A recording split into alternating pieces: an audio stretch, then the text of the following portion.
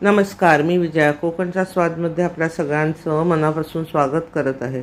आज आपण उन्हाळ्यात शरीराला थंडावा देण्यासाठी जलजिरा घरच्या घरी कसा करायचा ते पाहूया.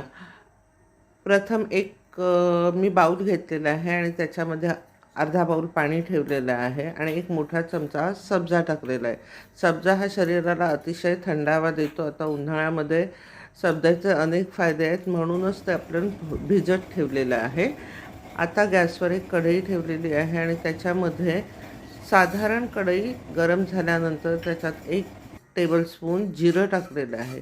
जिरं पण खूप छान थंडावा देणारं आहे. उन्हाळ्यात जिऱ्याचा वापर भरपूर करायला हवा आणि जिरं साधारण गरम करायचं, अतिशय गरम नाही करायचं. काळपट झालं जिरं तर ते कडवट लागेल.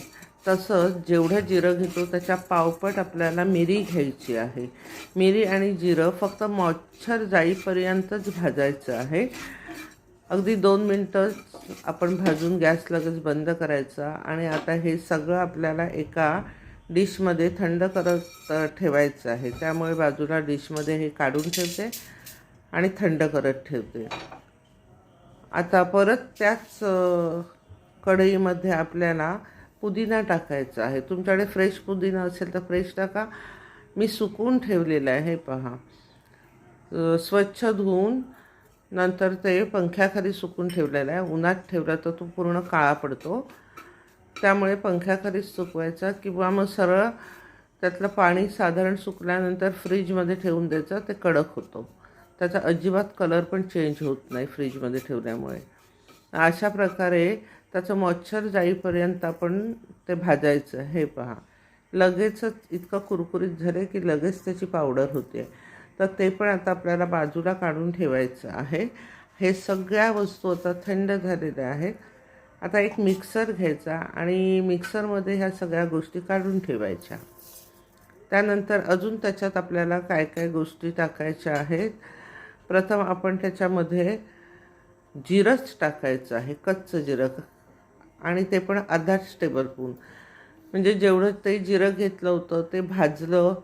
ते भाजलेल्या जिऱ्याची आणि कच्च्या जिऱ्याची टेस्ट वेगवेगळी असते, त्यामुळे आपल्याला कच्चं जिरं पण घ्यायचं आहे. ही आमचूर पावडर आहे, अर्धा टीस्पून आमचूर पावडर टाकलेली आहे. पाव टीस्पून मीठ टाकलेलं आहे. तुम्ही मीठ नाही टाकलं तरी चालेल, सरबत करताना टाकलं तरी चालेल. आणि हे आता आपण टाकलेलं आहे काळं मीठ. काळं मीठसुद्धा आपण अर्धा टीस्पून टाकलेलं आहे. हे सगळं छानपैकी असं मिक्सरला लावून घेतलेलं आहे. एकदम बारीक मिक्सरला लावून घ्यायचं आणि ते आता एका वाटीमध्ये काढून ठेवले आहेत. त्यानंतर मी हवाबंद छोट्याशा डबीमध्ये काढून ठेवणार आहे. आणि ते तुम्ही भरपूर केलं तरी चालेल, अगदी 2-3 महिने टिकावं इतकं केलं तरी चालेल. ह्याला वर्षभर काहीही होत नाही. आणि आता ह्याच्यामध्ये मी ग्लास घेतलेला आहे आणि ग्लासमध्ये सब्जा टाकला. सब्जा टाकल्यानंतर आपल्याला बर्फ टाकायचा आहे किंवा अतिशय थंड बर्फातलं पाणी टाकलं तरी चालेल. आणि हे जो आपण मसाला बनवलेला आहे तो टाकला. मी मोठा 1 चमचा टाकला, तुम्ही छोटा टाकला तरी चालेल, कारण माझा मोठा ग्लास आहे. त्यानंतर मी पाणी टाकलं.